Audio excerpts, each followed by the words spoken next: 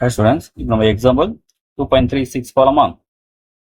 Prove that sum கொடுத்துறாங்க. அப்போ நம்ம LH மட்டும் நான் நோட் பண்றேன்.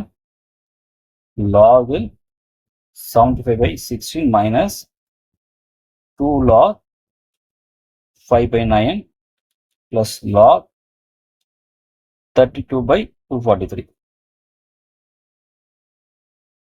இங்க log ஃபர்ஸ்ட் நம்ம அந்த பவர் யூஸ் பண்ணலாம். சரிங்களா?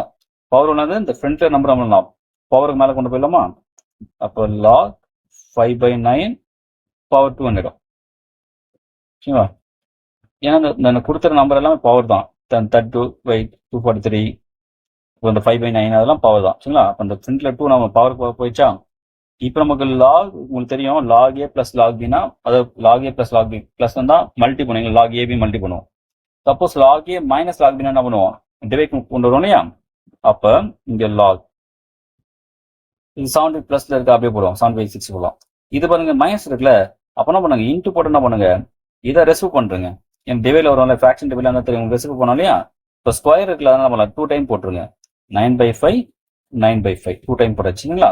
இது பிளஸ் தான் நமக்கு இன்ட்டு போட்டு நம்ம அப்படியே போடுங்க. 32/243.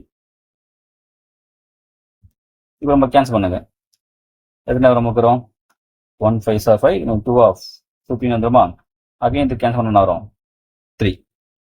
இப்போ 3 இங்கே கேன்சல் பண்ணுமா? 8 1. அப்போ 9 2 9 அப்படியே அடிச்சிடலாமா?